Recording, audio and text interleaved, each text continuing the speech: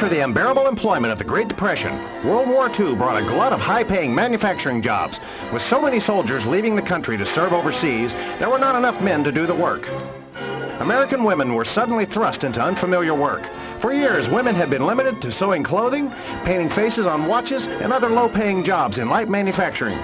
Convincing America that women could handle heavy work like riveting aircraft cowls, welding personnel carriers, and building military equipment became a huge public relation project.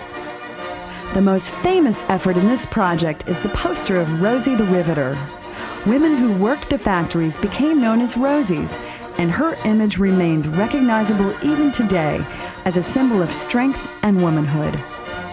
In dedication to these women, Atria Senior Living Group is a proud supporter of the Rosie the Riveter Memorial and compiled a 208-page book, Memories of the Homefront, for the women who helped with World War II and who changed the way women were viewed in America forever.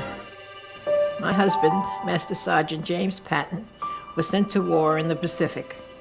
I was left behind in Chicago, working for the government.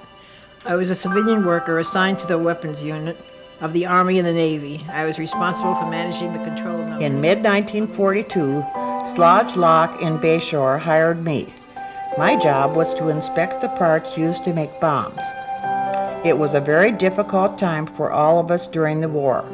There was food rationing, butter, bananas, coffee, cream, sugar.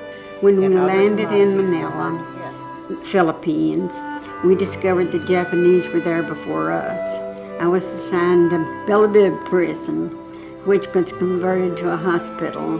The Japanese destroyed the pipes, so there was no water. Other conditions. The experience of being in home front service changed my life by allowing me to travel because I met new people.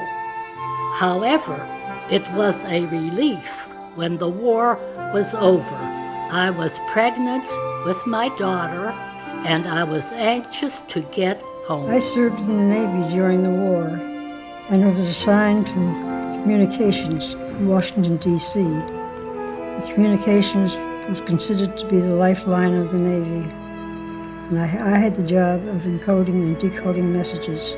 I served for 2 years.